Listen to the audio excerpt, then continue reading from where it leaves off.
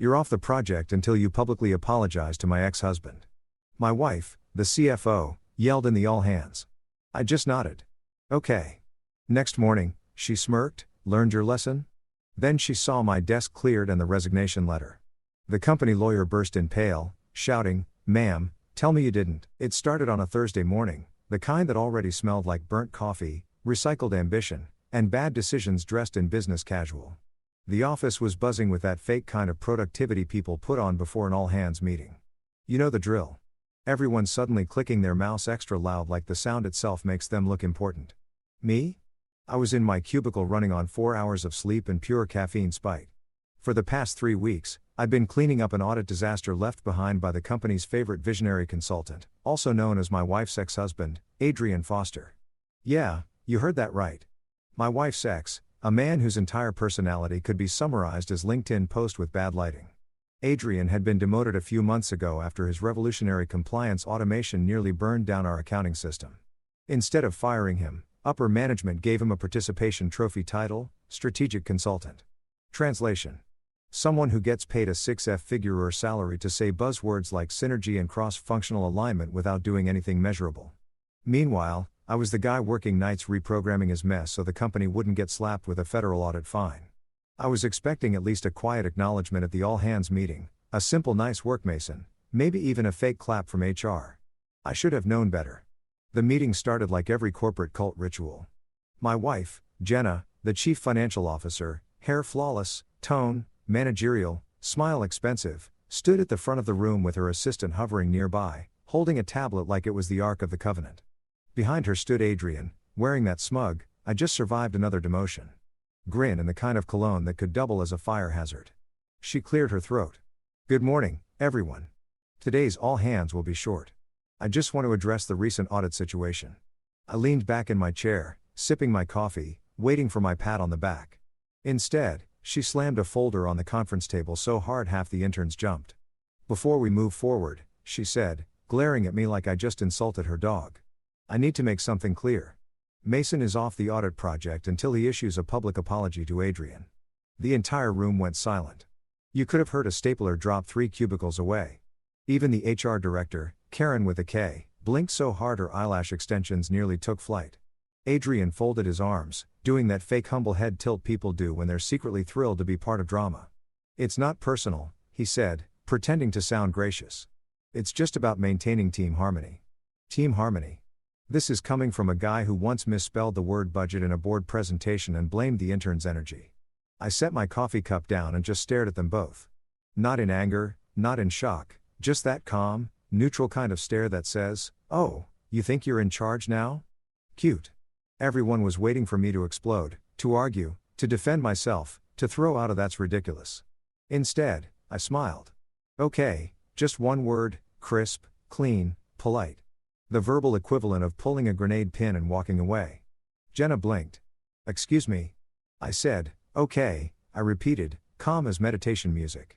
Then I leaned back, crossed my arms, and looked around the room like we were voting on whether pineapple belongs on pizza. She was expecting a scene.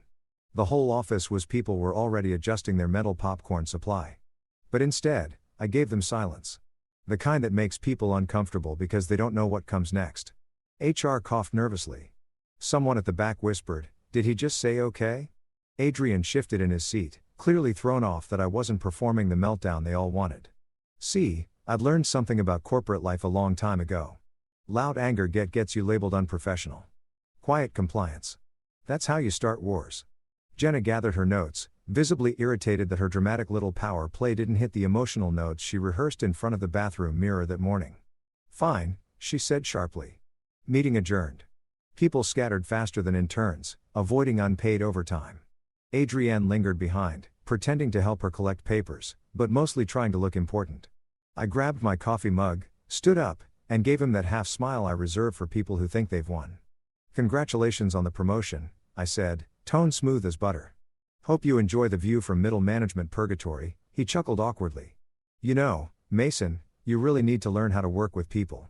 That attitude is what keeps you from real leadership roles. Right? I said, pretending to think about it. Because leadership's about letting your wife's ex-manager projects without basic literacy in Excel. His smile faltered for half a second before he recovered. It's just business, man. Sure, I said, nodding like I believed him. Just business. But inside, I was already 3 steps ahead. Because here's the thing. When someone tries to humiliate you publicly, the real power move isn't fighting back. It's letting them think they succeeded. Let them dance on your ego while you quietly pull the floor out from under them. I walked out of that meeting with my dignity intact, my reputation slightly bruised, and a new plan forming faster than my coffee could cool. Back at my desk, people avoided eye contact like I was contagious. HR peeked out from her office, probably drafting an email with incident in the subject line. One of the interns, Jake, mouthed, "Are you okay?" from behind his monitor. I smiled and mouthed back, "Never better." I spent the rest of the morning off the project, which really just meant I had time to clean up a few personal files, make a few encrypted backups, and recheck some contracts I hadn't looked at since the company rebranded. Every click was therapy. Every file I saved was a quiet little act of defiance. Around lunch, Jenna texted me. "Jenna, we'll talk about this later." "Me? Sure thing. Bring Adrian. He seems to be running things now." No reply. By 3 p.m., Adrian sent me a Slack message, probably thinking he was extending an olive branch. "Adrian, no hard feelings, right? Let's keep this professional. Of course, I'd hate to see you get emotional at work again." He didn't respond either. When I got home that evening, Jenna was waiting in the kitchen, wine glass in hand, acting like nothing happened. "Rough day?" she asked, swirling her Chardonnay, like she was auditioning for the Real Housewives of Finance. "Not really," I said, loosening my tie. "I just got some free time," she laughed nervously. "You're not actually mad, are you? You embarrassed Adrian during a meeting.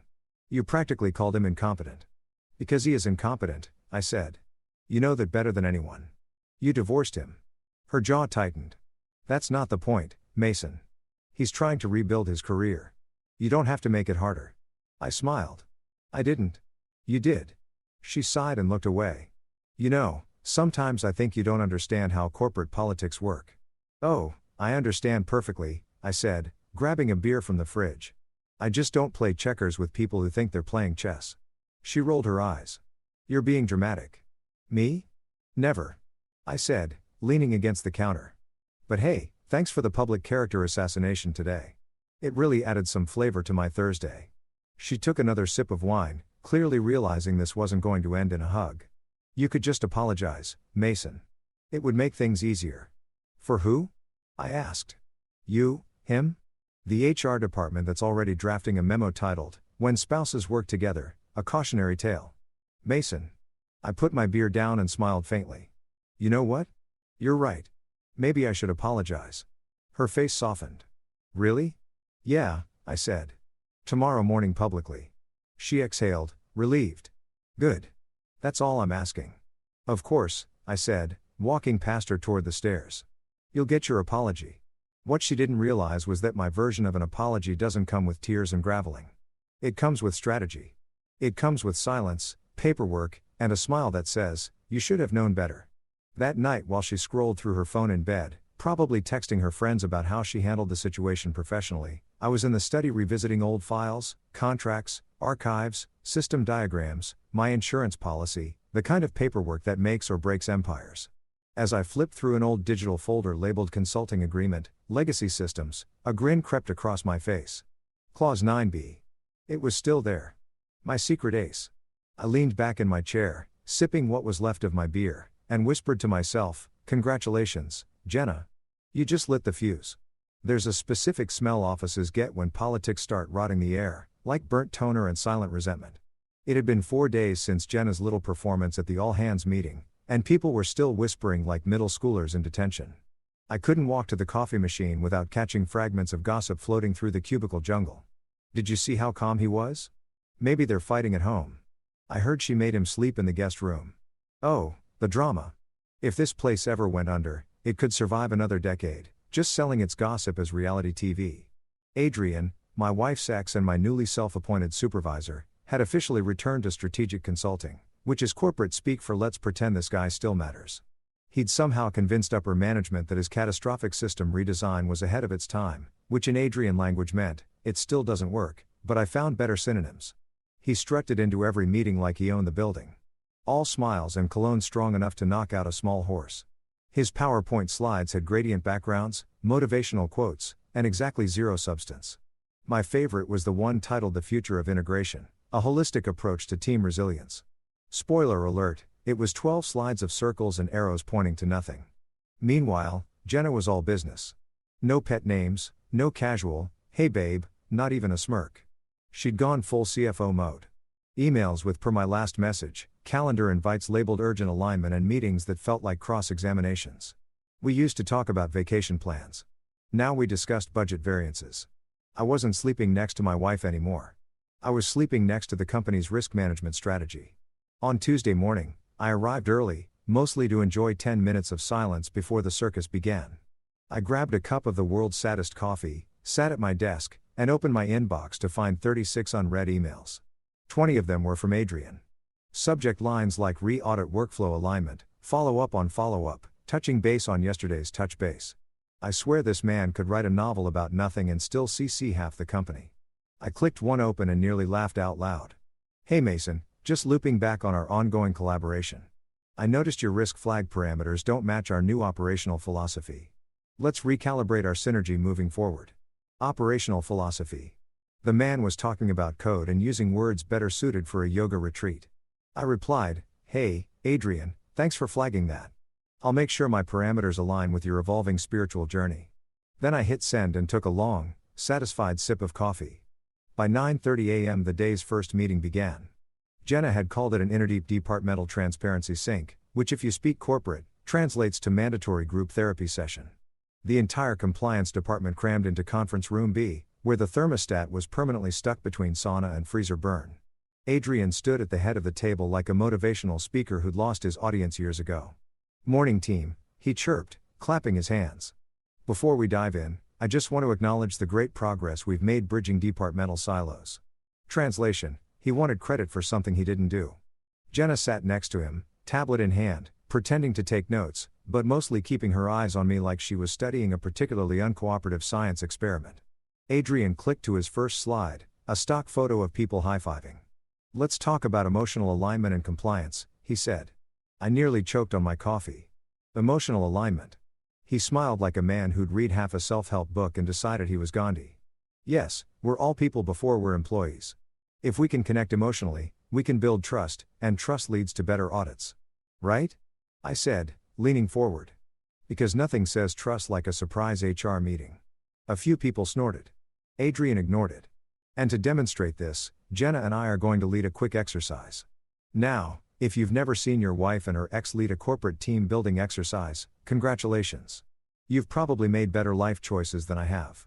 Let's do something fun, Adrian said, grinning like a man seconds away from being punched. Everyone pair up with a coworker and share one professional insecurity and one personal strength. He looked right at me. Mason, why don't you start with me? Of course he wanted that. I smiled. Sure thing, boss. We faced each other across the table like duelists. The room was dead silent, except for the hum of the overhead lights. My professional insecurity, I said. I sometimes worry about working under leadership that doesn't understand basic compliance frameworks. A few people coughed to hide their laughter. Jenna pinched the bridge of her nose. Adrian, visibly trying to stay zen, forced a smile. Okay, and your personal strength. I leaned back. Patience. That got an actual laugh from the back. Adrian's smile cracked for half a second before he plastered it back on. Good one, he said through his teeth. My professional insecurity is I can be too visionary and my personal strength is emotional intelligence. I nodded seriously. Interesting. I would have gone with creative resilience and selective memory, but sure. Jenna finally cut in. Okay, that's enough. Let's move on. The rest of the meeting went downhill fast. Adrian tried to present his new audit collaboration framework, which was just my old system rebranded with new colors and worse functionality. Every time he stumbled through an explanation, Jenna jumped in to smooth it over like she was protecting a fragile intern instead of her ex-husband. I didn't say a word. I didn't have to. My silence was doing all the heavy lifting. When the meeting ended, people scattered like pigeons after fireworks. Adrienne stayed behind, pretending to pack up slowly. Jenna lingered too, obviously waiting for the post-meeting talk. Mason, Adrian said finally. You were a little sharp back there. We're trying to foster positivity. I smiled. That's what I was doing. I felt very positive about being honest. He sighed. Look, I know this is weird, but we're professionals. We can rise above personal history. Couldn't agree more, I said, grabbing my notebook. You start. Jenna exhaled loudly. You two sound like children. I raised an eyebrow. You made me report to your ex, Jenna. I'm already living in an HR case study. She opened her mouth, then closed it again. Just try to be civil. Always am, I said, heading for the door. Back at my desk, I found another email waiting from her. Not from Jenna, my wife, from J.L. Thompson, CFO. Mason, please ensure all your current documentation aligns with Adrian's consulting revisions by Friday.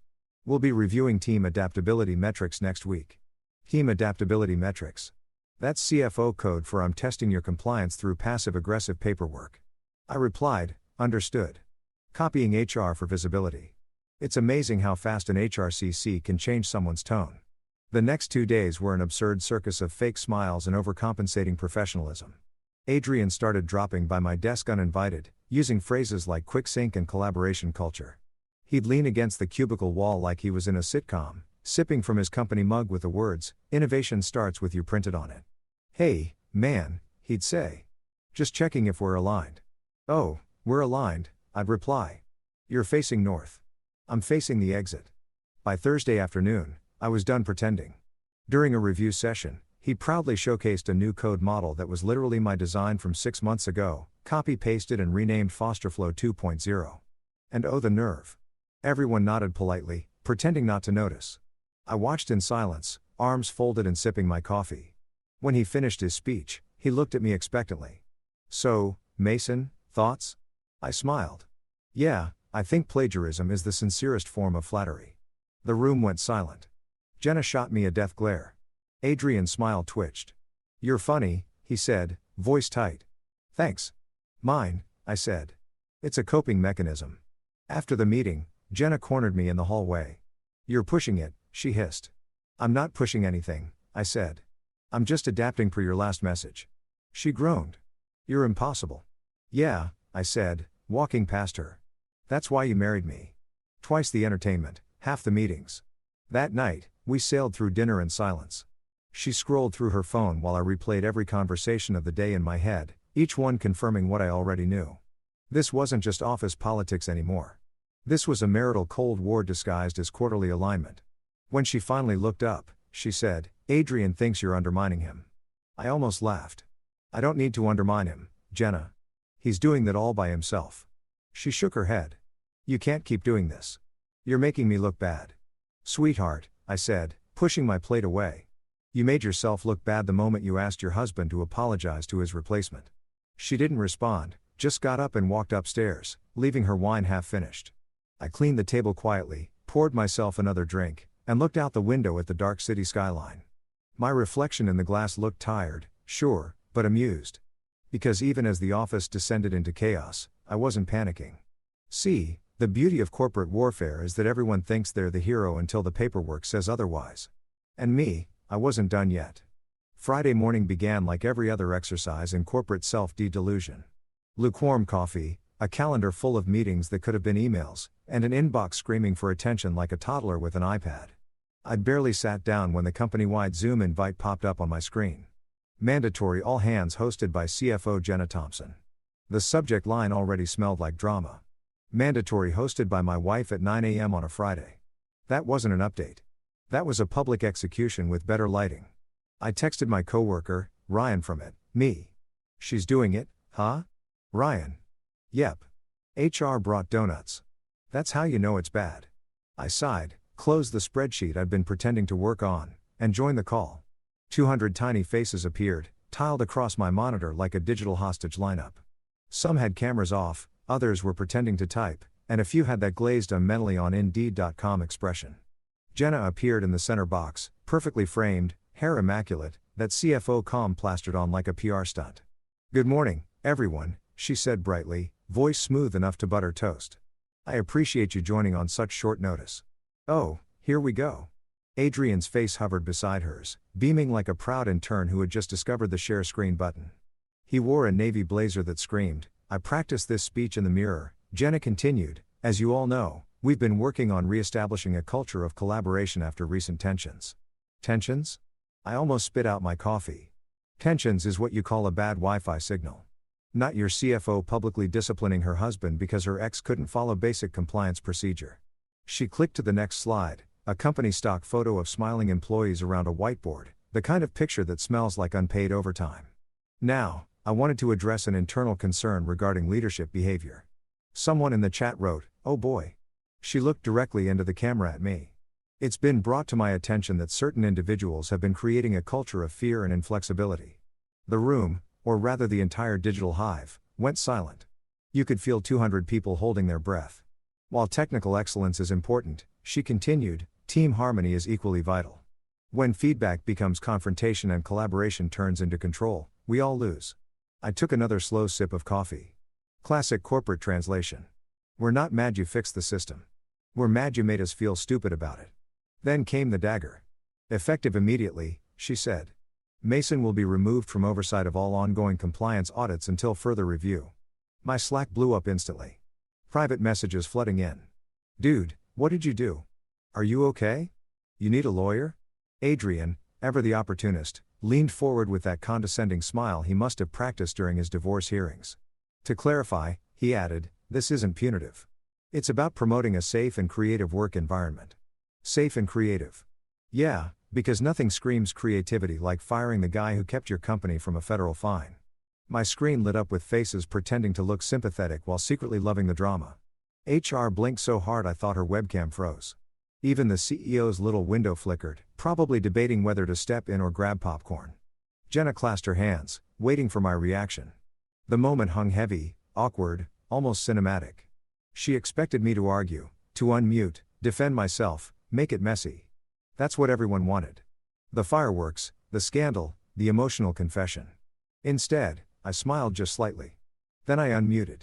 Okay. One word, calm, polite, and lethal. 200 faces froze.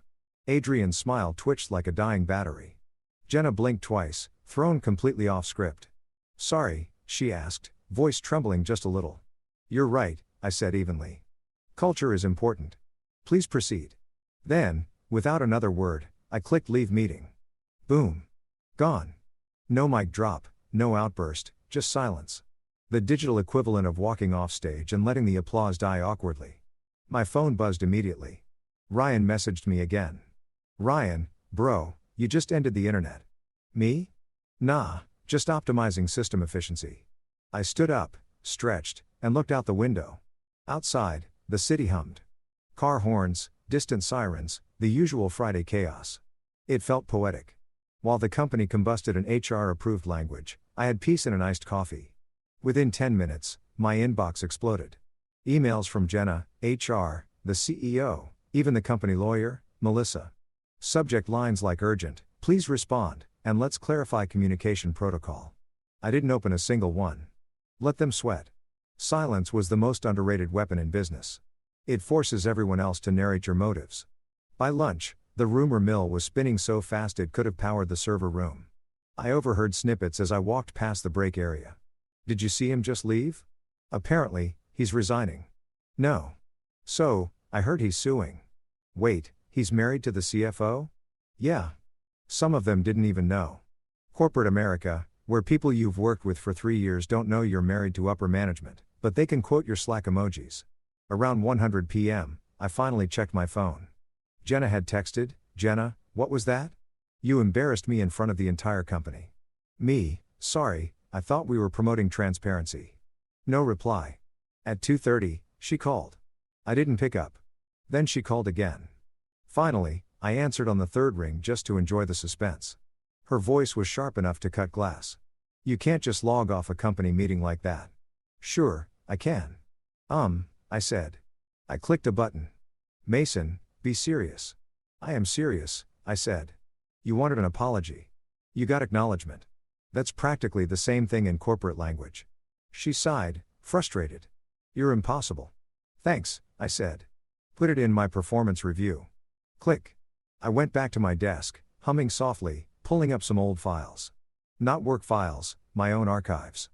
Things I'd kept from my early consulting days when this company was a 2-room startup run by caffeine and delusion.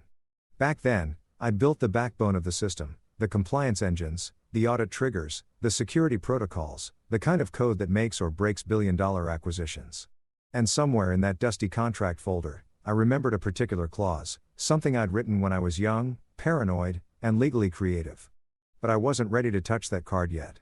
Not until they played theirs first.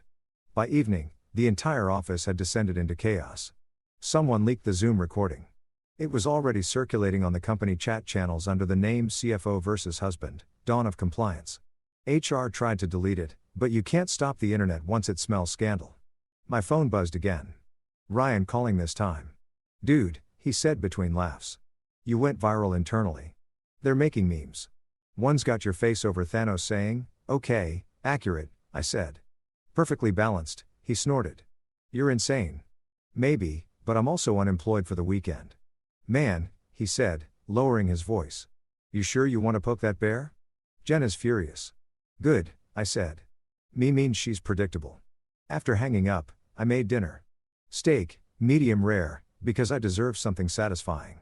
Jenna didn't come home until late. When she walked in, she looked exhausted. Her power bun now a war crime. "Do you have any idea what you've done?" she snapped. "Yeah," I said calmly, slicing into my steak. "I saved myself a meeting." "This isn't funny, Mason. The CEO wants answers. The board's asking questions. HR is threatening to mediate." "Perfect," I said. "Maybe they'll finally learn what mediation actually means." She threw her bag onto the couch. "Why can't you just cooperate for once?" "Because," I said, looking up. "I'm not the one who turned our marriage into a management case study." Her eyes flashed. "You've humiliated me." "You've humiliated yourself," I said, tone still even. "All I did was stop participating." For a second, she said nothing, then softer. "You're going to regret this." "Maybe," I said, finishing my bite. "But not tonight." She stormed upstairs without another word. I waited until I heard the bedroom door slam before pulling out my laptop again. If the morning had been humiliation, the night was clarity. I wasn't just angry. I was awake. I'd played by corporate rules too long. Polite, differential, logical. But the game was rigged. People like Adrian failed upward while people like me cleaned the mess quietly in the dark. No more. I typed a few lines of code, disabling some back-end redundancies, not destructive, just delicate edits. The kind of changes no one notices until they matter. Then I saved everything to an encrypted drive labeled DRK Core. A little inside joke.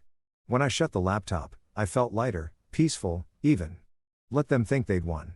Let them print memos and whisper about damage control. Monday would come soon enough. And with it consequences. Because in corporate America, silence isn't weakness. It's the sound of a plan taking shape. And me, I was done talking. You ever have one of those mornings where you wake up and realize the storm you caused is now trending on Slack? That was me on Monday.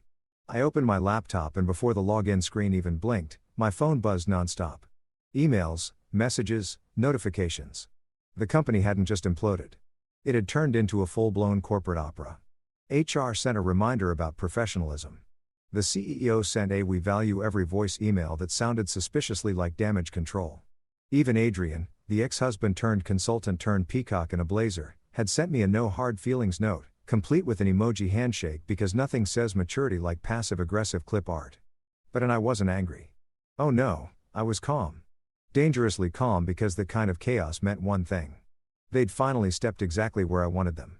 19 years ago, back when this company was called Delta Financial Tech and ran out of a second-hand office above a nail salon, I'd been one of the original architects. Just me, a couple of developers, and a whiteboard that smelled like regret. We'd built the audit systems from scratch, line by painful line of code, duct taped together with caffeine and paranoia. And because I didn't trust anyone, least of all the founders, who thought legal review meant asking their cousin who'd once watched Suits, I'd written a few protective clauses into my consulting agreement. Nothing dramatic, just insurance, the kind of thing people overlook because they assume the nerd writing it is harmless. Clause 9b. That was my secret weapon. Buried in 4 pages of boring legal jargon. It read, in the event of termination without cause, all derivative systems remain property of the consultant. Translation, if they ever tried to remove me unfairly, I own the bones of the company's tech stack. Every script, every compliance tool, every data model, mine. They could fire me, sure, but they couldn't use the system I built without paying for it. I'd written it back when the company had no legal department and no one read anything past page 2. 18 years later, it was the digital equivalent of a loaded gun gathering dust in the basement. And after Friday's little public humiliation, I figured it was time to start polishing the barrel. I logged into my old archives, encrypted of course, and there it was. My original contract, time-stamped, digitally signed, notarized. I even had the original email thread where the founder approved it with a thumbs-up emoji. Classic startup energy. I couldn't help but grin. The beauty of a long career in tech is that people forget you were there before the rebranding, before the mergers, before the shiny logo. They forget you built the engine while they were still learning how to buckle their seat belts.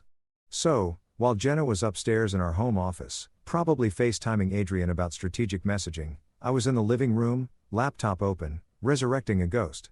I spent hours cross-referencing code versions, system logs, and IP ownership trails. Every keystroke was therapy. Every timestamp was vindication, my music playlist, Lo-fi beats for lawful revenge. By 1 p.m. I had a complete record showing that 90% of the current compliance infrastructure, yes, the same one Adrian bragged about reimagining, was a derivative of my original framework. My name sat quietly in the metadata of every core file like a digital signature that never sleeps. That meant Clause 9b wasn't just a bluff. It was ironclad.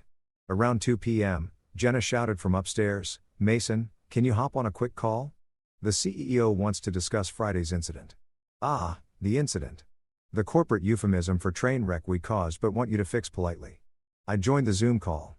On screen were Jenna, the CEO, HR's favorite emotionless mannequin, and Adrian, smirking like he'd just been promoted to class president. "Good afternoon, Mason," the CEO began. "We wanted to clear the air after Friday's unfortunate situation." I nodded. "Sure, let's clear it." "Mason," Jenna said, professional tone fully loaded. "The company feels your reaction was disproportionate." I raised an eyebrow to being publicly reprimanded for doing my job correctly. Adrian jumped in, smiling, that patronizing smile. "Hey man, we're not blaming you. It's just tone matters. You could have handled it with a bit more empathy." "Empathy?" I repeated. "For the guy who almost crashed our audit system." He chuckled awkwardly. "We're all learning." I leaned forward. "That's true. For example, I'm learning how much patience I have for corporate hypocrisy." The CEO cleared his throat. "Mason, let's stay constructive. We'd like to move forward, but we need your cooperation to ensure a smooth transition." "Transition?" I asked. "To what?" "To new leadership on the compliance side," Jenna said carefully. There it was. The soft corporate breakup. "It's not you, it's structure." I smiled slowly. "So, let me get this straight. You're removing me from oversight based on a public accusation with no documented cause." The CEO hesitated. "Let's not use words like removal. Think of it as reallocation." I leaned back. "Got it. So, termination without cause." Jenna frowned. "No one said termination. Right?" I said, keeping my tone easy. "Just confirming for my notes." They exchanged looks. HR scribbled something in her notebook. Adrian sipped his water, probably trying not to choke on irony. "Anything else?" I asked. The CEO forced a smile. "We'll have HR follow up with the necessary documents." "Perfect," I said. "Please do." And just like that, I ended the call before they could say another word. The second I closed my laptop, I exhaled. Calm, measured, triumphant. They thought they'd boxed me out. They had no idea they just pulled the trigger on Clause 9b. That night, Jenna acted like everything was fine. She poured herself a glass of wine and talked about investor calls, dinner reservations, quarterly updates. I nodded, smiled, played along. Every marriage has its rhythms. Ours just happened to alternate between romance and legal chess. After she went upstairs, I stayed up late reviewing system access logs. There it was, the telltale sign of arrogance. Adrian had rebranded one of my frameworks under his own consultant account. Audit Core F9 was now FosterFlow 2.0. Cute. I opened the server portal, scrolled down, and smiled when I saw the fine print. I see proprietary module licensed to Mason Drake Consulting LLC. The man had just stolen something. Something I legally owned and used it in a corporate environment that had technically terminated me without cause. The poetry of it was almost beautiful. At midnight, I drafted a short email to legal@delta.com. Subject: inquiry regarding IP ownership of derivative compliance systems. Hello. As per my original 2006 consulting agreement attached, I retain ownership of derivative systems developed under Audit Core v9 architecture. Recent company activities appear to be utilizing said framework without renewed licensing. Please confirm authorization. Regards, Mason Drake. Founder Drake Core Systems LLC. I hit send and smiled. At exactly 12:04 a.m., I received the automatic response. Your message has been received. Legal will review within 35 business days. Translation: they'd start panicking by Wednesday. I closed the laptop, leaned back, and stared at the ceiling. I wasn't angry anymore. I was in that rare golden stage of revenge where patience becomes power. I didn't need to yell. I didn't need to fight. The paperwork would do the talking. And the best part, Jenna didn't even know. She still thought she was holding the leash. CFO, queen of the spreadsheets, married to the man she'd publicly disciplined like an intern. She'd find out soon enough that she'd married the system she'd just tried to dismantle. Before heading to bed, I poured one last drink and toasted to the quiet brilliance of fine print. Clause 9b, my silent accomplice. The fuse was lit. The thing about corporate explosions is that nobody ever hears the first click. It's always quiet, too quiet. One day you're in a meeting arguing about brand synergy. The next your entire infrastructure is eating itself alive. My plan wasn't about revenge. Not really. It was about control. I'd lost that the moment my wife, my CFO, decided to turn a company meeting into a marital firing squad. Now I was taking it back one silent keystroke at a time. That Friday night, the office was dark except for the pale glow from my monitor. Jenna was upstairs in her home office FaceTiming her executive circle, which was just code for her wine-drinking therapy group. They all spoke in those self-help mantras like, you have to own your narrative. And remember, you can't pour from an empty cup. Meanwhile, I was downstairs owning my narrative by disabling license keys. I didn't delete anything. I'm not a monster. I just let a few systems expire. A graceful shutdown. No alarms, no chaos, just quiet expiration dates slipping into the digital night. People underestimate how much of a company runs on assumptions. They assume passwords never change, backups always restore, and compliance tools hum eternally in the background. Me, I was the guy who built those assumptions into existence. So, all I had to do was let them rest. I sat there in the faint hum of server fans, sipping coffee gone cold, printing out my resignation letter, a simple 3S sentence masterpiece of politeness. Dear Jenna, effective immediately, I resigned from my position. Thank you for the opportunity to contribute. Best Mason Drake. The smiley face wasn't professionalism. It was sarcasm bound in Times New Roman. A digital wink for whoever found it first. I signed it, slid it into an envelope, and left it on my spotless desk. Upstairs, I heard laughter, the glass clinking kind. I imagined her telling her friends how she'd handled the Mason situation, probably describing me like a stubborn intern she finally disciplined. I smiled at the thought. They had no clue the intern just owned their infrastructure. By midnight, I'd scrubbed every trace of personal data from the system, transferred the core repositories to a secure cloud under my LLC, and revoked all active licenses tied to my name. Not maliciously, legally. Clause 9b wasn't revenge. It was maintenance. They could still function, sort of. They just wouldn't know why everything suddenly needed my permission to breathe. I powered down the monitor, stretched, and caught my reflection in the glass. The look on my face wasn't anger. It was satisfaction mixed with caffeine withdrawal. I went to bed early for the first time in weeks. Jenna thought I was sulking. In reality, I was waiting for Monday morning, 9:00 a.m., a more satisfying alarm clock than any sunrise. Saturday passed quietly. Jenna spent most of it pretending to work while subtly checking if I'd apologized yet. She floated by my desk once, wine glass in hand, scanning the empty surface where my laptop used to sit. You're not coming to the investor brunch tomorrow. I didn't even look up from my book. Wouldn't miss it, I said. Good, she said too quickly. Because Adrian will be presenting and it would look bad if you don't worry, I said. I'll be the picture of professionalism.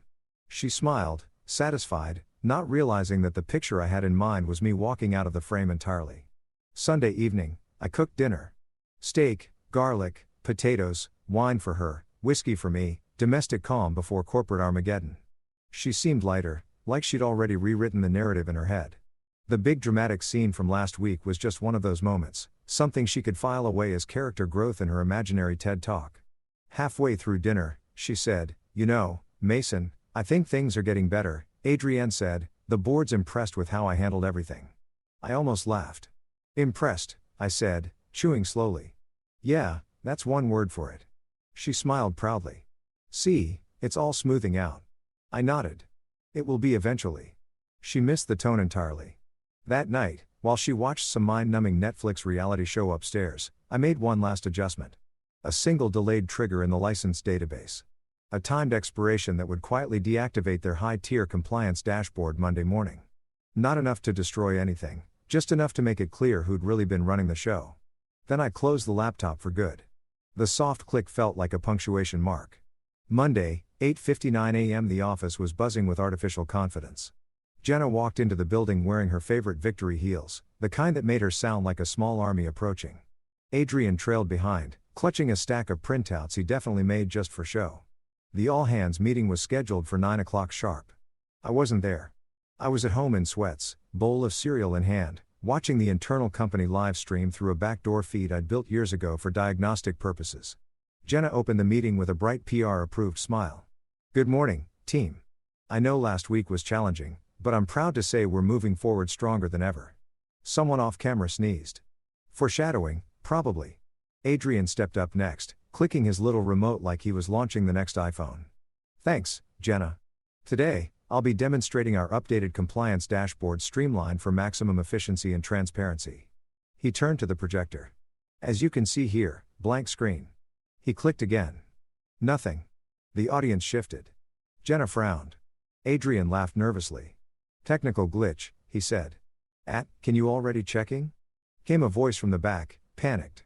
The screens behind him flickered like dying fluorescent lights. Then one by one, the dashboards vanished, replaced by error messages. License invalid. Contact administrator. Adrian's smile froze. Jenna turned pale. The CEO leaned forward, whispering something off mic. Adrian stammered. It's a temporary issue, just a network hiccup. He tried to open the investor portal next. Same message, access revoked. Contact Drake Core Systems. At home, I poured another bowl of cereal. The meeting descended into chaos. People started whispering. It ran around rebooting things. The CFO's composure cracked like bad porcelain. Adrienne fumbled through excuses, claiming legacy software interference. Jenna finally snapped, slamming her hand on the podium. Get Mason on the phone now. Oh, sweetheart, you already did. You just didn't know which phone line I answered. By 10:15, my personal phone rang. Her name lit up the screen. I let it go to voicemail. A few minutes later, a text. Jenna, system's down. Please respond. This isn't funny. Me, funny. No. Educational. Definitely. 5 dots appeared, then vanished. She was typing, deleting, typing again. I could practically feel the panic vibrating through the airwaves. Another text came through, this one from Adrian. Adrian, hey man, we're in a bit of a jam. Can you jump on a quick call? Me, sorry, I'm off the project. It felt poetic. By noon, my inbox exploded with emails from corporate. Urgent, critical, Mason, we need your expertise. I didn't respond to any of them. I wasn't being petty. I was simply respecting boundaries, the ones they'd so enthusiastically enforced. Around 3 p.m., I took a long walk around the neighborhood. The weather was perfect. Blue sky, soft breeze, the kind of day that makes you realize peace isn't about forgiveness. It's about distance. When I came back, I brewed coffee, sat on the porch, and watched the chaos unfold via company Slack leaks, screenshots, frantic messages, employees joking that the ghosts of it past are haunting us. By 5 p.m., Jenna's tone had shifted from fury to desperation. Jenna, can we talk privately, please? Me, sure. Send a calendar invite through your system. No reply. Later that night, she came home. Not the confident CFO anymore, just a woman whose empire was slipping through her manicured fingers. She dropped her bag by the door and looked at me like I was a fire she couldn't figure out how to put out. Mason, she said softly. What did you do? I sat down my coffee. I resigned. You disabled the systems. I disabled my systems. I corrected. Big difference. You can't just clause 9b. I said, calm as ever. Look it up. She blinked. What clause? The one you never read. Her face went blank the way it does when realization lands like a falling piano. You're saying you own the bones? I finished for her. Every audit engine, every compliance database, every derivative module. I built the skeleton, Jenna. You just dressed it up in designer suits. She sank onto the couch, silent for once. I stood, stretched, and said, "Don't worry, I didn't break anything. I just reminded you who built it." Then I walked past her to the door. "You should probably tell Adrian to stop presenting dashboards that don't exist," she whispered something I didn't catch. Maybe an apology, maybe disbelief. Either way, I didn't stop to listen. Outside, the air felt crisp and clean. Freedom always smells like coffee and server dust. I wasn't angry. I wasn't even smug, just done. Because sometimes the best revenge isn't a scandal or a scream. It's a quiet exit sign with a smiley face. Monday mornings are supposed to start with bad coffee and fake smiles, not panic calls from the CFO's office. But when your wife's ex is running the show on a system you legally own, the universe tends to reward irony. At precisely 7:43 a.m., my phone started buzzing like a nest of angry bees. The company hotline, my personal line, even LinkedIn messages. Every platform screaming some version of help. I ignored them all, letting the chaos marinate. Nothing makes executives sweat like silence. By 8 o'clock, I was eating cereal on my couch, watching the storm unfold on my private admin dashboard. Not to brag, but it was cinematic. Error alerts flashing like fireworks. Database clusters stalling. Compliance bots begging for missing credentials. My masterpiece of controlled failure. The best part, everything was reversible. I hadn't destroyed a thing. I'd simply withheld permission. Like a landlord changing the locks on a tenant who forgot they don't actually own the building. At 8:15, I got a text from my friend Ryan in ET. "Ryan, dude, the network's melting. Dashboards being blank. CEO's screaming. Adrian's crying. Me crying. Crying. Or corporate crying. Ryan. He's in the bathroom with his blazer off.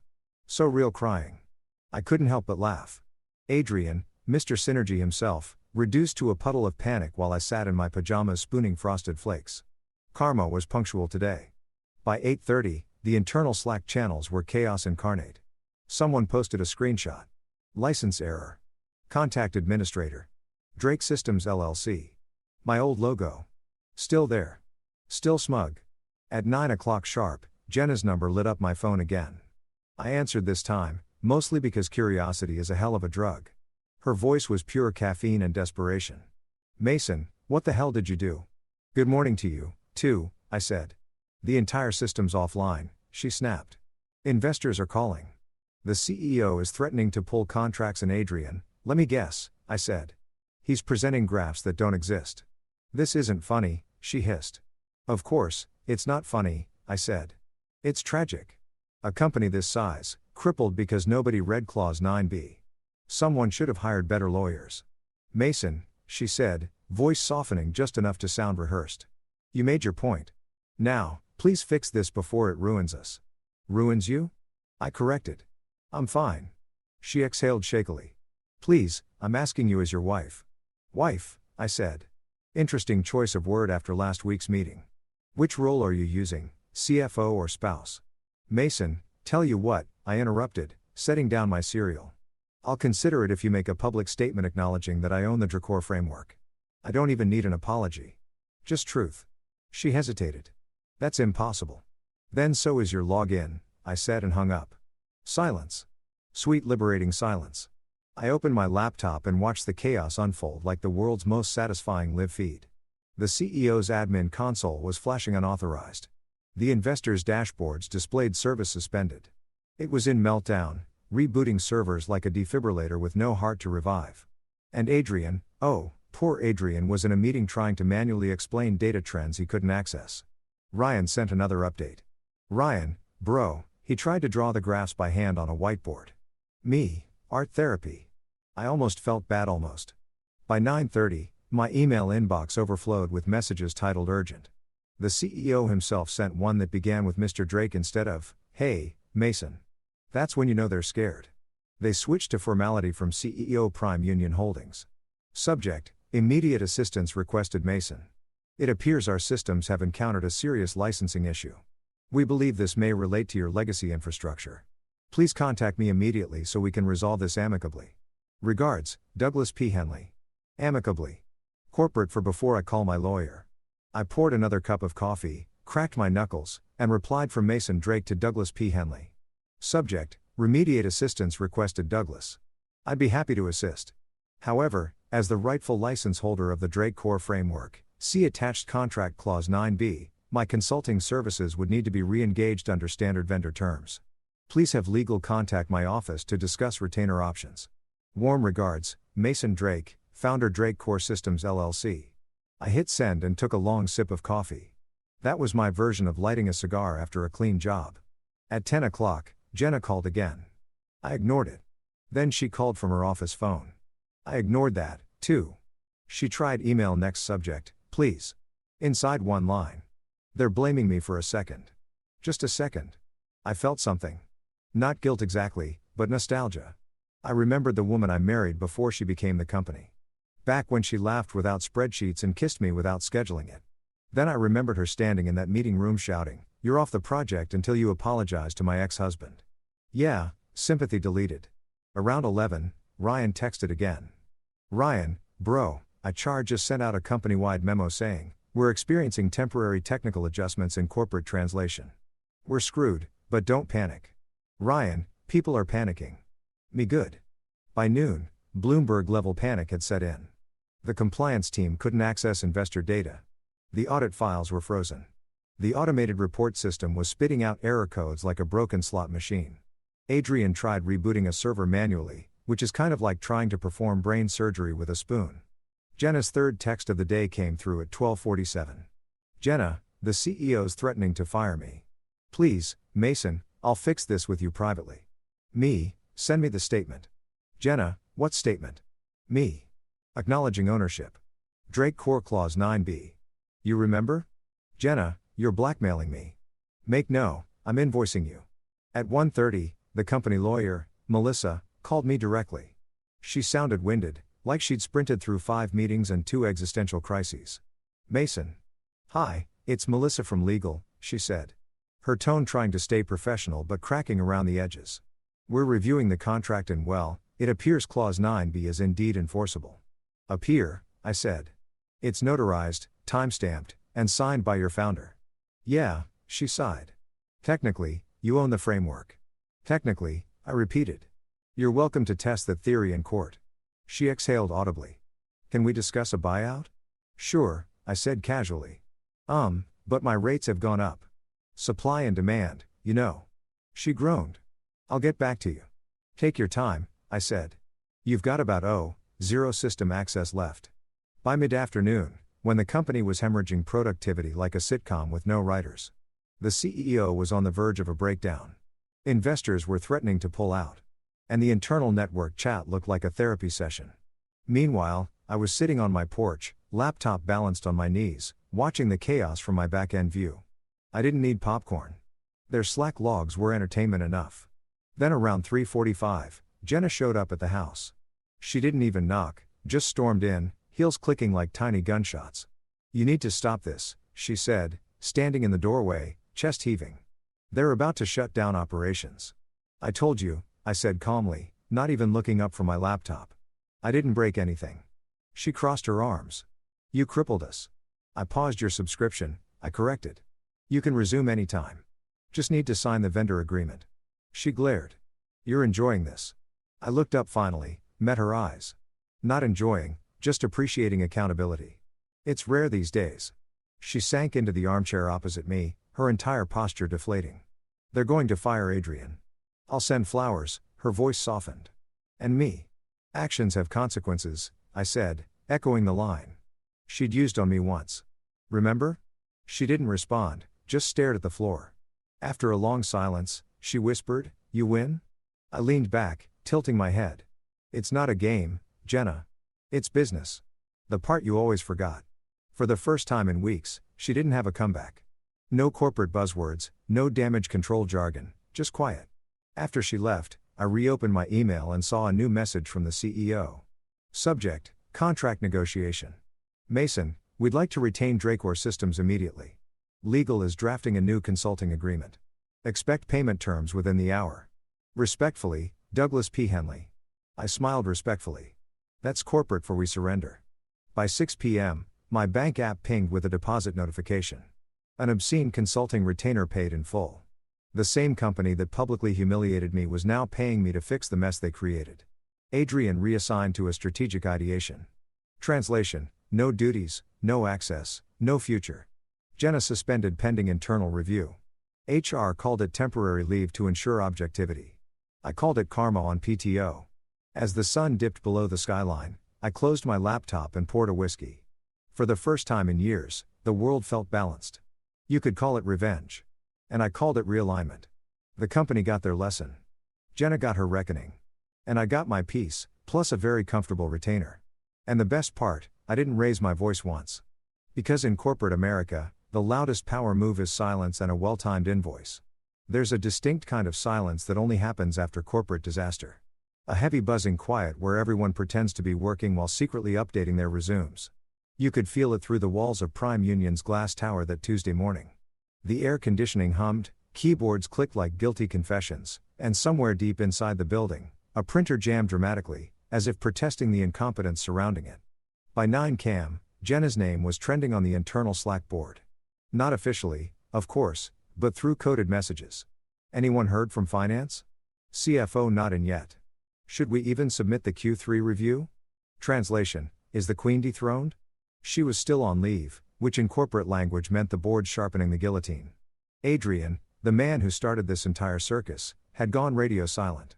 According to Ryan Innit, he'd been seen leaving the office carrying a cardboard box full of personal items, including a novelty mug that said, "I'm kind of a big deal." I almost wished I'd been there to see it.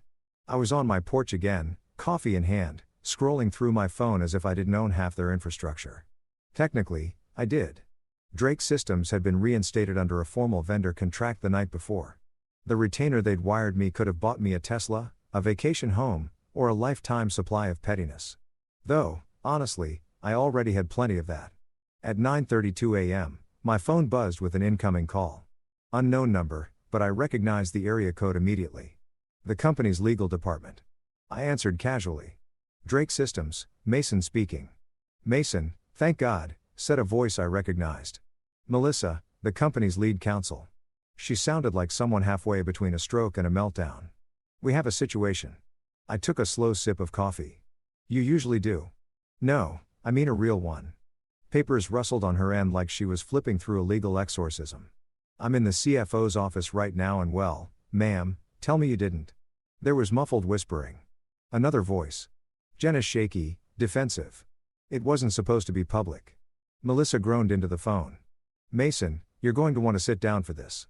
I looked at the chair I was already sitting in. I'm good, she sighed. Jenna tried to delete your Clause 9b documentation from the shared legal server. I paused mid-sip. Tried? Yes, Melissa said, voice strained. Tried as in failed spectacularly. Your clause triggered an automatic backup to the board's cloud repository the moment she tampered with it. The alert went straight to the CEO and the audit committee. I almost spit out my coffee. She what? She thought she could update the contract to remove the clause retroactively. Unfortunately, that's not how contracts work. So the board knows? I asked. Oh, they so know? Melissa said grimly. They're in full panic mode. I've got 3 partners from the parent company's legal division dialing in from New York demanding explanations. Jen is in tears, the CEO's pacing, and Adrian's name just got mentioned as a possible liability. I leaned back in my chair, grinning. Sounds like Tuesday.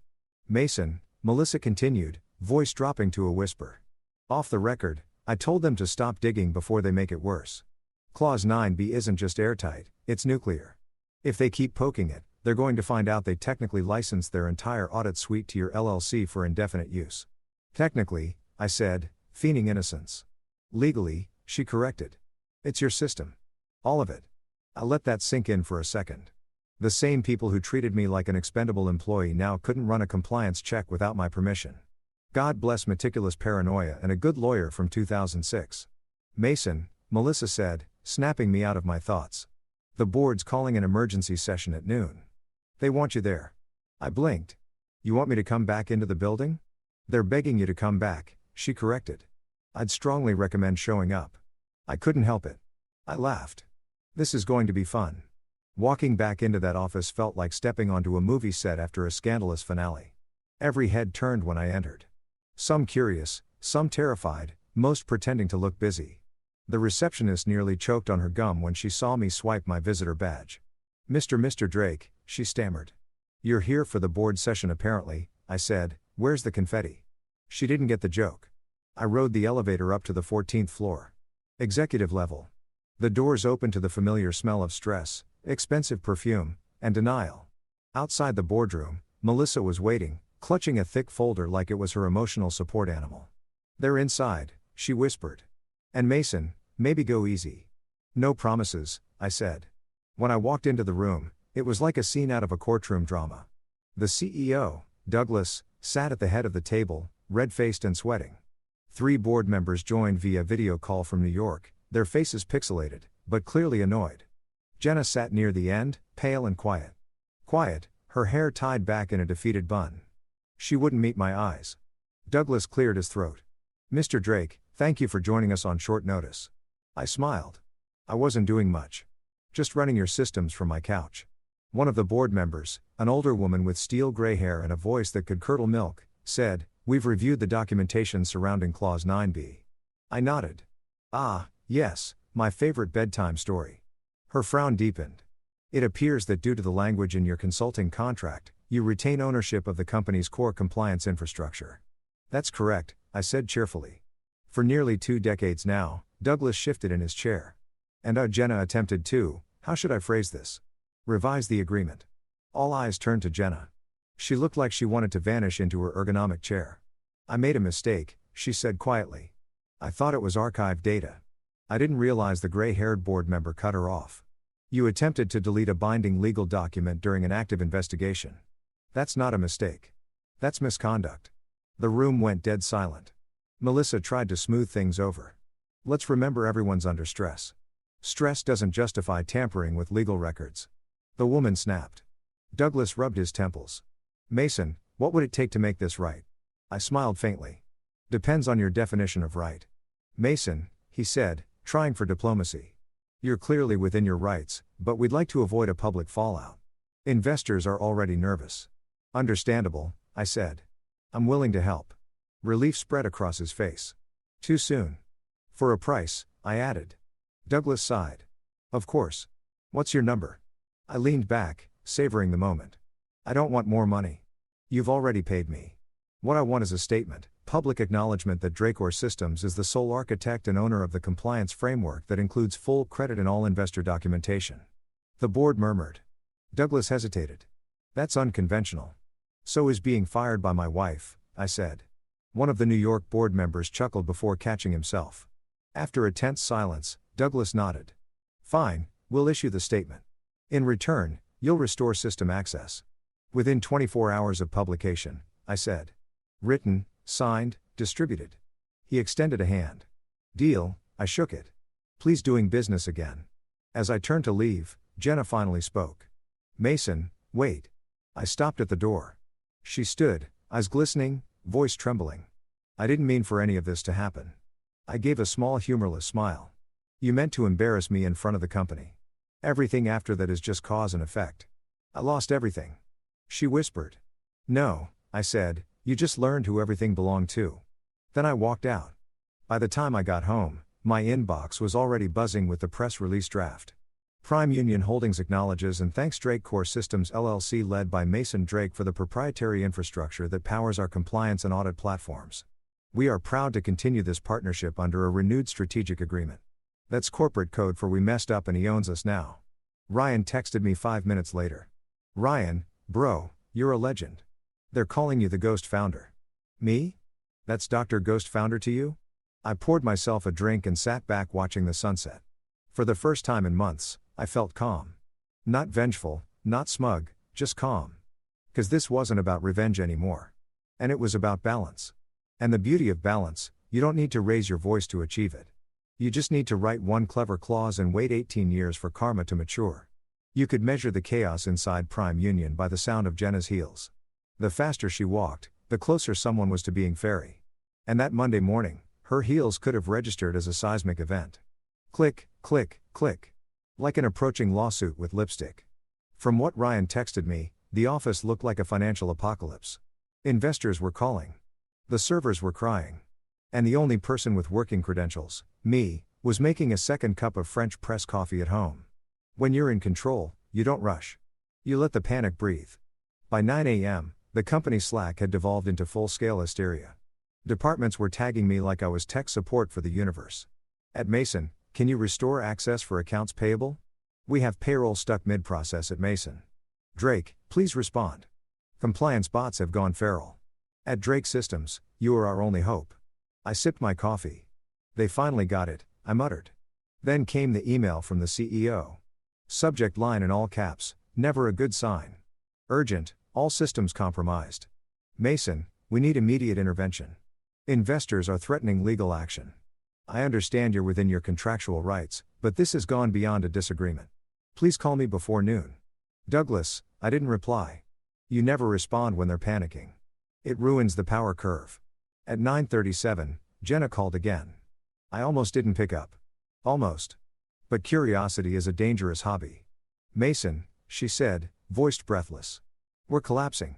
Good morning to you, too. Don't do this, she said. The board's in meltdown. The systems are unresponsive and Adrian's, let me guess, I said, hyperventilating into a branded mug. Not funny, she snapped. You're making a point. I get it.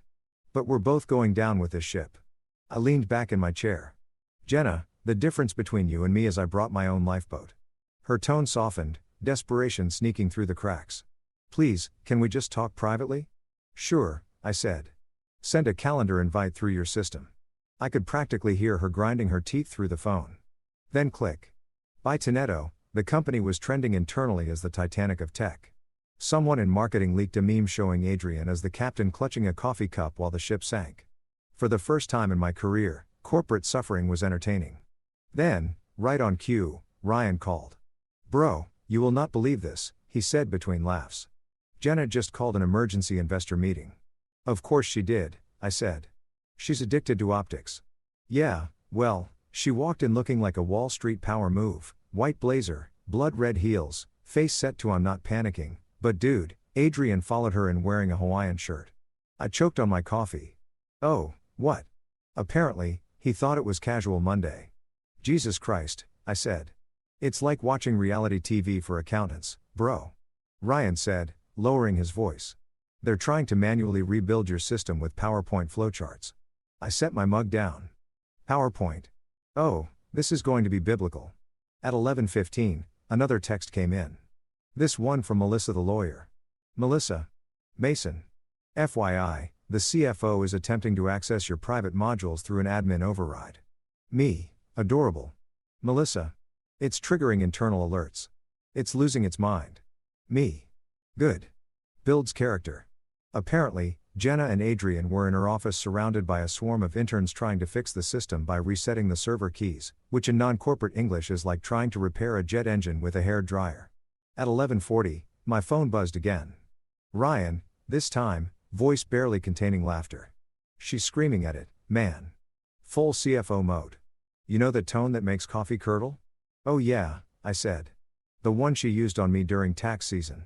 Exactly that. But wait, it gets better. Adrian tried to take charge and said, don't worry. I used to be a developer.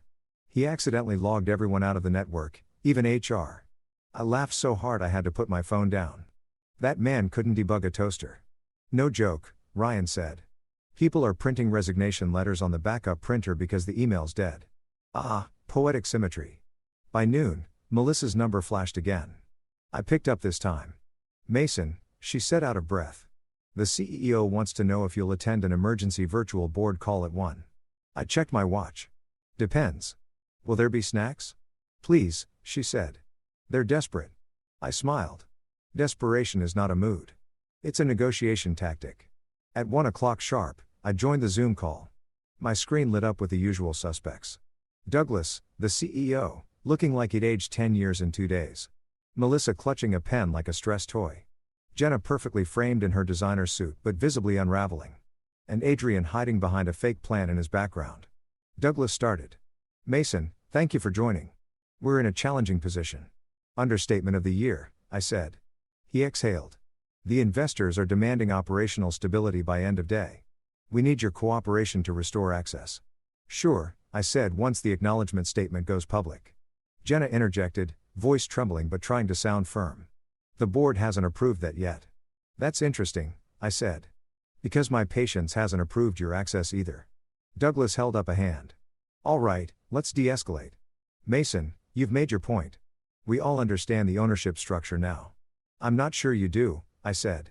Ownership isn't just a legal word, Doug. It's a boundary. You all crossed mine when you made me apologize to my wife's ex in front of 200 people. So now I'm setting new boundaries. Melissa looked like she wanted to applaud but remembered her job. Douglas rubbed his forehead. What do you want, Mason? I leaned closer to the camera. A correction, not a quiet one. I want the same energy you used to humiliate me. Press releases, internal memos, all of it. You name me as the architect of Prime Union's infrastructure. You sign the retainer contract and Jenna issues a statement acknowledging the clause. Otherwise, we let the lights stay off. The silence afterward was delicious. Adrian tried to speak. Look, Mason, I think, don't. I said, you thinking is how we got here. He shut up. Jenna looked at me through the screen, her voice finally cracking. You're destroying everything. No, I said quietly. I'm just reminding you who built it. Douglas nodded slowly, defeated. Fine, we'll release the statement by close of business. Once you confirm restoration, we'll wire the next retainer installment. Pleasure doing business, I said and logged off. That evening, I walked downtown just to feel the city again. Everything buzzed with noise. Cars honking, coffee shops crowded, people yelling into phones. It was chaos, but it was honest chaos. Not the polished kind you get in corporate offices where betrayal smells like cinnamon-scented air freshener. By the time I got home, the email was waiting. Subject, official statement for review. Prime Union Holdings formally recognizes Dracor Systems LLC as the proprietary architect and primary vendor for our compliance infrastructure. We express appreciation to its founder, Mason Drake, for his continued innovation and partnership. Short, clean, factual, and the sound of surrender. Attached was another file, the signed retainer. Bigger, better, long-term. I restored system access at exactly 7:05 p.m., watching as dashboards flickered back to life across the globe. In every office, a sigh of relief rippled through the corporate hive. To them, it was salvation. To me, it was proof that silence had done more damage than shouting ever could. A message pinged on my screen. Ryan, of course, Ryan. Back online. Whole companies cheering like they saw Jesus. Me, tell them it's just the IT guy. Then one more notification, an email from Jenna. Jenna, it's done. You won. I hope you're proud. I typed back slowly. Me. It was never about winning, just about remembering who I am. I didn't hit send. Some messages are better left as drafts. Proof you had restraint. I closed the laptop, poured a drink, and sat back. Outside, the city lights shimmered like 1,000 blinking dashboards. Alive again, but running on my terms. Chaos and heels. Order in silence. You know what's funny about revenge? It doesn't end when you win. It just changes its job title. I thought I'd reached the endgame when Prime Union crawled back, begging for system access. I'd done my victory lap, collected my fat retainer, and given them back their digital heartbeat. But the universe wasn't done turning this circus into a comedy special. It started 2 weeks later on a Wednesday that smelled like burnt espresso and moral exhaustion. My phone buzzed with a notification from LinkedIn. Prime Union Holdings posted a new job opening. Chief Technology Officer, CTO. I almost spit out my coffee. The position used to belong to a guy named Harris, a numbers-driven, quiet type who'd been trying to retire since 2019. Apparently, he'd stepped down for personal reasons. Translation, he'd finally realized this company was cursed and ran before the next wave hit. 5 minutes later, another notification popped up. You've been tagged in a post. I tapped it half expecting another "Thank you Dracor PR post." Nope. It was Douglas the CEO himself with the caption "Proud to announce our continued partnership with Dracor Systems and its founder Mason Drake as we expand into new innovation leadership opportunities." Leadership opportunities. I repeated it aloud. Corporate code for "we can't fire our problem so we'll promote him instead." Before I could process it, my phone rang. Caller ID, Douglas Henley. I sighed, answered. Doug, if this is another system panic, I charge double for weekends. He chuckled nervously. Not this time, Mason. This is different. The board has been talking. They want to offer you the CTO position. I blinked. Of Prime Union of the entire holdings group. He clarified. You'd oversee all infrastructure, global compliance, everything you already control. But with an official title and full executive benefits. I laughed so hard I nearly dropped my coffee. Doug, I already control those things. The difference is right now I get paid more and attend fewer meetings. He tried his reasonable CEO voice. I understand, but look, our investors want stability and they trust you. After what happened, they see you as the reason we survived. I am the reason you survived, I said. That's why I'm not sure I want to be trapped in the building I rescued. He sighed. Come on, Mason. You'll have freedom, creative control, equity. Ah, the magic word, equity. Send me the offer, I said finally. I'll review it. He exhaled in relief. Fantastic. I'll have HR draft it by tomorrow. When the call ended, I sat there grinning into my coffee mug. Life really is poetic. 1 month ago, I was the company's scapegoat. Now I was being offered a throne built from their panic. By Thursday morning, the official offer letter was in my inbox. I skimmed it half amused, half impressed. The salary was obscene. The perks included stock options, a corner office, and the authority to hire and fire across department, including finance. Translation: I could technically fire my wife. I shouldn't have enjoyed the thought as much as I did. At 10 a.m., Douglas called again for informal follow-up.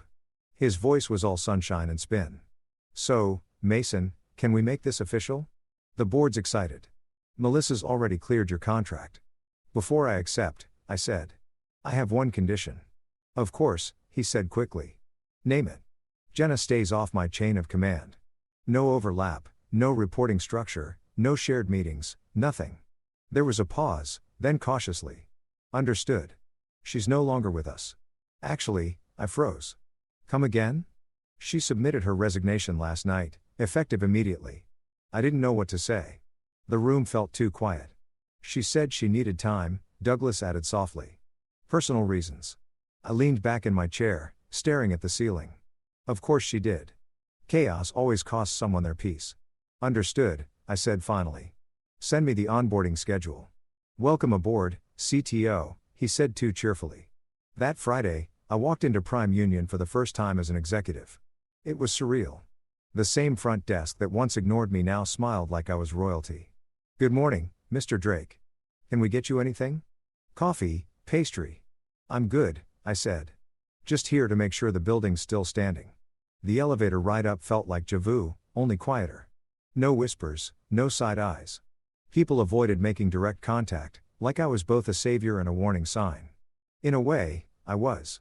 When the doors opened to the executive floor, Douglas was waiting with his practiced enthusiasm. Mason, welcome back. Orwell up. He handed me an access badge with a sleek silver stripe, the kind that screamed authority with plausible deniability. We did the tour, conference rooms, the innovation lab, the executive pantry, with cold brew taps and overpriced granola. It was everything a modern tech company thinks screams we care about people while quietly owning their souls. When we reached my new office, Douglas gestured proudly. Your view faces downtown. Best skyline in the city. It was ridiculous. Floor-to-ceiling windows, private lounge, standing desk made from recycled aero aluminum.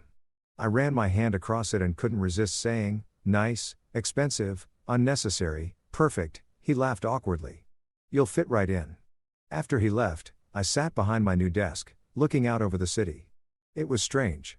This exact building had been the backdrop of every humiliation, every sarcastic whisper. Now was my territory. I wasn't sure if I wanted to laugh or burn sage of it. The first email that landed in my inbox came from HR.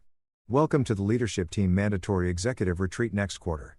The second was from legal updated non-disclosure terms for your review. The third was up from Ryan. Ryan. Bro, CTO, are you like Iron Man now? Me? More like Batman. Rich, bitter, nocturnal. Ryan, you firing people yet? Me, tempted. Later that afternoon, I ran into Adrian in the hallway. He looked smaller somehow. The Hawaiian shirt was gone, replaced by an ill-fitting suit. He was carrying a cardboard box again. Mason, he said, forcing a smile that didn't reach his eyes. Congrats on the new title. Thanks, then, and I said, heard you've been reassigned. He laughed weakly. Yeah, to strategic ideation, still figuring out what that means. It means they don't want to fire you yet, but they want you to think about why you should have quit sooner. His smile faded. Right. He turned to leave, then paused. Look, I know we've had differences, but for what it's worth. You played it smart. I shrugged. It's not chess if your opponent doesn't know the rules. He nodded slowly. Fair enough. Good luck, Mason. You, too, I said, though we both knew Luck had left his department months ago. That evening, after everyone cleared out, I stayed in the office a little longer. I opened the internal database, scrolling through lines of code that still bore my old tags. There they were. My fingerprints in every subroutine, every system heartbeat. Proof that the empire ran because I'd built its bones. It should have felt triumphant. Instead, it felt quiet, almost lonely. Power's funny that way. It amplifies silence. My phone buzzed. A text from an unknown number. Jenna, congrats on the promotion. You earned it. I stared at it for a long time. Then I typed back, thanks. Hope you're doing okay. No reply. I looked out at the city again. The skyline blinked like a circuit board. Each window a little light pulsing with ambition, greed, and caffeine. Somewhere out there, Jenna was probably trying to figure out who she was without the company. I couldn't blame her. I'd spent years doing the same. Now that I had everything, I realized everything didn't feel as loud as I thought it would. Still, I smiled. Because even if peace felt weird, it beat humiliation. The next morning, Douglas stopped by my office holding 2 coffees. Welcome to the club, he said, handing me one. We're glad to have you steering the ship. Appreciate it, I said, though technically I already was. He laughed. True, but now it's official. He lingered awkwardly before asking, so, how's it feel after everything? I leaned back in my chair, staring at the skyline. Feels like poetic irony with health insurance. He laughed again a little too hard. That's one way to put it. As he left, I opened my email again. 20 unread messages, all labeled urgent. Same chaos, different title. I chuckled, cracked my knuckles, and whispered to no one, let's make it interesting. By the end of the week, the news broke publicly. Prime Union Holdings appoints former consultant as new CTO after historic infrastructure overhaul. Reporters called it visionary. Investors called it stability. Employees called it plot twist of the year. Me, I called it what it was, the unexpected promotion that wasn't unexpected at all. Because in corporate America, the best revenge isn't burning bridges. It's buying the company those bridges lead to. A week after the promotion, I sat in my new office. Same skyline, new title, better coffee. The chaos had finally gone quiet. No more emergency calls. No ex-husbands lecturing about synergy. No CFO wife trying to rewrite my story in real time. Just peace. The kind that hums when you've finally stopped proving things to people who never deserved explanations. They called it a comeback. I called it good paperwork. The press loved the redemption arc. The ousted engineer who saved the empire. They didn't know I never left. You can't be fired from a system you own. The funniest part, my silence had done more damage than any angry email or lawsuit ever could. I didn't raise my voice. I didn't slam a door. I just let the system speak for me, one error message at a time. Adrian was quietly reassigned to something called strategic ideation, which sounded like a polite way of saying, we'll call if we remember you exist. Jenna disappeared from the corporate map, her LinkedIn quietly updated to consultant somewhere generic. I didn't hate her anymore. I didn't love her either. I'd simply outgrown the version of myself that needed her approval. One evening, I went home early. No meetings, no crisis. I made dinner, poured a drink, and watched the sunset reflect off the skyscrapers I used to resent. My phone buzzed with another LinkedIn message. Congrats again on your journey, Mason. You're inspiring. I laughed out loud. Journey? That's what people call it when you survive hell with better lighting. I walked over to the fireplace, tossed in the old printed copy of my contract, the one that started everything. Watching it curl and burn felt symbolic. Not because I was erasing history, but because I'd already archived the important part. Me, the guy who built something unbreakable, lost it, and took it back without shouting. The next morning, I got a call from an investment group. They wanted to license Dracor's framework for a new fintech startup. Triple the rate Prime Union paid. I didn't hesitate. Send the contract, I said, smiling. As I hung up, I realized I wasn't chasing revenge anymore. I was chasing quiet because revenge burns out fast. But silence lasts. Before leaving the office that day, I left a sticky note on my desk for whoever inherited it after me someday. It said, never underestimate the guy who smiles and says, okay. I turned off the lights, closed the door, and walked away. Not bitter, not broken. Just done. And in that silence, I finally laughed. Not the loud, triumphant kind, the calm, private kind that says, you won. 'Cause in the end, I didn't destroy the company. I just reminded them who built